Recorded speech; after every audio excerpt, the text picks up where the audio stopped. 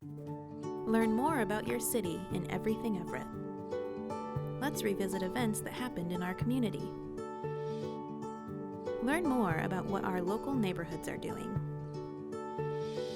Discover programs and services that the city provides. All this and more in Everything Everett. Coming up next. Well, welcome everyone. Thank you for joining us today. I'm Tom Hingston, Director of Everett Transit, and this is an exciting day for us. You're looking at the first of 4 electric buses that we will put into service in Everett this year. In fact, today we're receiving the other 3 buses. So in the next few months we'll be working on those and making them just as nice as this one, and they'll be joining us by the end of the year. I would like to let you know that this is not only just the first of 4, but by 2022, we are on target to have 18 electric buses. That will be half of our operating fleet. That's okay, you can applaud. I'd like to thank the elected officials who joined us today. Of course, we have Everett Mayor Cassy Franklin and Congressman Rick Larson, and you'll hear from them in a moment. We also have State Senator Mark Elias, Mukilteo Mayor Jennifer Gregerson. We have representatives from Governor Jay Inslee's office, Senator Patty Murray's office, Senator Maria Cantwell, Congressman Susan Delbene's office, State Representative Mike Sells, and Snohomish County Council Member Brian Sullivan. We have had tremendous community support along our journey to electrify the streets of Everett. And today we have Dana Oliver, Executive Director of Downtown Everett Association, Patrick Pierce, Executive Director of Economic Alliance, Snohomish County, Crystal Donner, CEO of Pertite Engineering, Paul Petrie, Chancellor of Washington State University, Everett, Tyler Rourke, Chair of the Everett Transportation Advisory Committee, Brenda White with Snohomish County PUD, Deb Osborne from Community Transit. We have several folks from the Washington State Department of Transportation and the Snohomish County Health District. Kimberly Klein from Western Washington Clean Cities, Alex Hudson, Executive Director of Transportation Choices Coalition, Greg Small from Executive Director of Climate Solutions.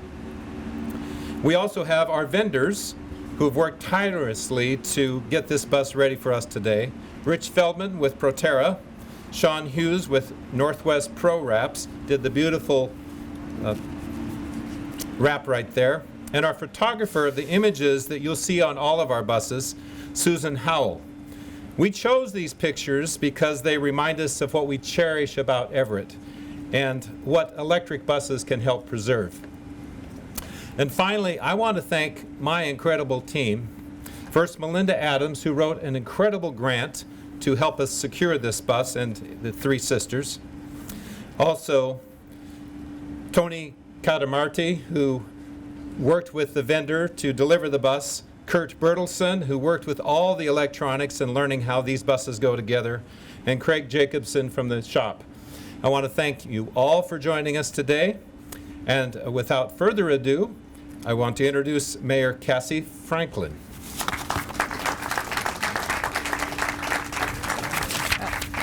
Thank you. Thank you, Tom, and thank you to Tom and Sabina and the entire Everett Transit team for your leadership and bringing these beautiful electric fleet vehicles to Everett. As Tom shared, this is the first of many, so we're going to have 4 of these by the end of this year and 18 by 2022. Very, very exciting. It's great to see our fleet become electric. This is replacing our 20-year-old fleet. And these vehicles will save 10,000 gallons of fuel per year. So once we have that electric fleet, that's how much money we can save in fuel. Powered by electricity from the PUD, which is 98% carbon free. Very, very exciting. And PUD, of course, is on its way to 100% carbon free. So we are going to be a leader in this work. I also want to thank Tom thanked our elected officials for being here. I want to thank Councilmember McNeil for joining us as well. Really appreciate the council's support in bringing these vehicles here. Everyone that got to ride with me on the way here noticed how beautiful they are inside, but also how quiet. So we have these beautiful, quiet, modern buses. They didn't seem quiet on the way here just because Congressman Larson was in the back making a lot of racket. But for the most part, the bus itself was quite pleasant. So what a wonderful way to enjoy our beautiful city with these beautiful new buses. And I really want to give a big thank you to Congressman Larson, who is going to join me up here in just a moment. He serves on the House Committee of Transportation and Infrastructure, and he helped secure the FTA funding for this vehicle and for all the vehicles to come. So really thank you for your leadership and support, Congressman, and come on up.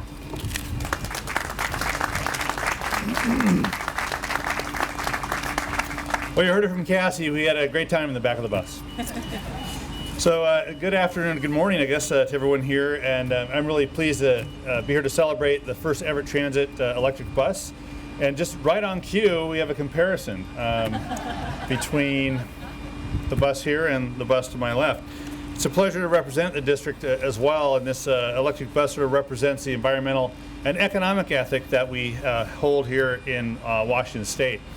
I use public transit most every day in commuting to Washington, D.C.'s Capitol Hill from our place out there, and therefore I understand the importance of a safe, affordable, and most importantly reliable public transit system, especially buses for working Americans across the country.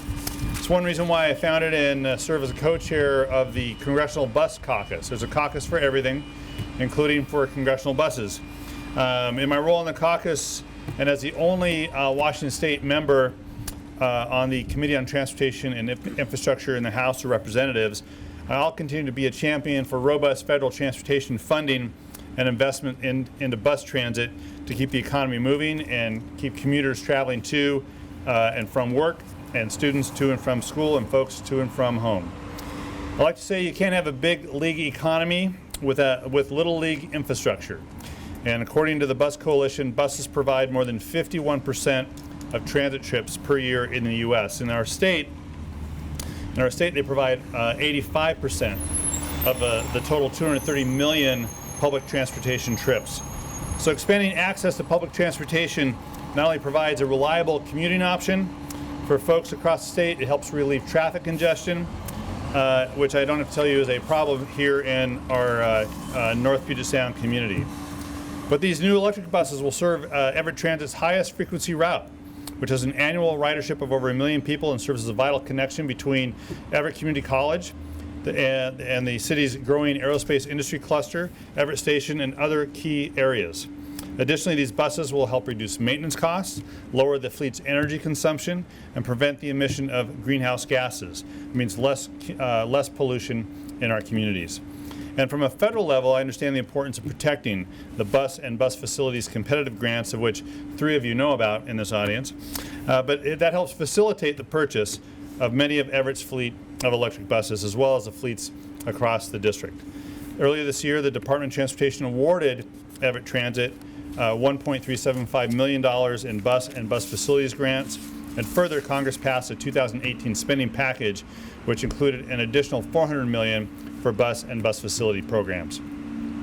So while these investments help improve transit in Washington State, there's still much more to do. And robust federal investment in buses and the overall transportation system will keep our local economy moving and thriving. It will create new jobs. It will ensure the safe travel of people and goods throughout the state. And as Congress works on the next appropriation cycle, I'll continue to support this city's efforts, as well as the other cities in my district, to secure funding to get closer to a goal of a fully electric and environmentally friendly transportation system. So with that, thank you very much. And I think now we are going to move over to the bus for the ribbon cutting. Need help? You be right? I think I got it. Ready? Well, give it On the count of 3? Yep. 1, 2, 3. Welcome.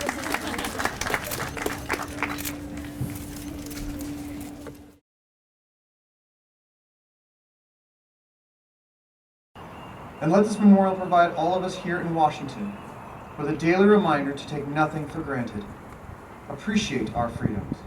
Count our blessings. Strive to help our fellow man and cherish our friends and families. And let this memorial serve as a reminder of the American spirit which burns in all of us, that way of life which makes this the greatest nation on earth. Our American spirit is defined by our ability to rebuild, stronger and more united in purpose, and our brief history as a nation on this earth is a testimony to that. From flood and famine, from economic depression and civil unrest, from wars at home and abroad, and from these unthinkable man-made acts of terror, we Americans are steeled by our legacy of determination and resolve. For the most fitting memorial we can truly leave, the innocent lives lost from our country on September 11th is not etched here in glass today, but etched in our hearts and in our souls as we continue to move forward in the pursuit of happiness and defense of liberty for all.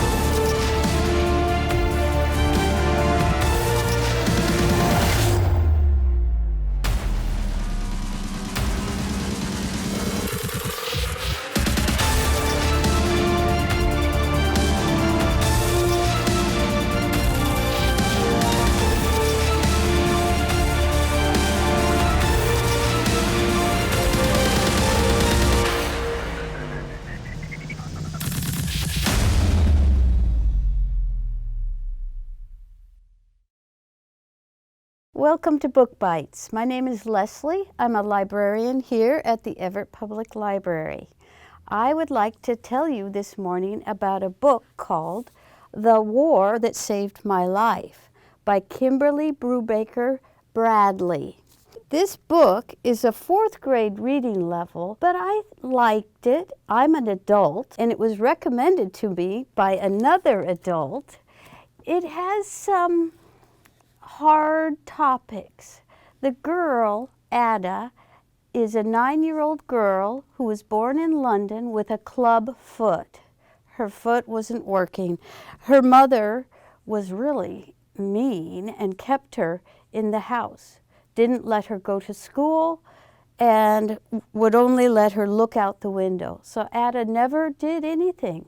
But when World War II started, her brother, her little brother, was being shipped off to the country. So Ada escaped with her brother, and she learned things there in the country. She learned to ride a pony. She learned to read, and she learned to trust the new lady who was taking care of her. I really loved this book, The War That Saved My Life.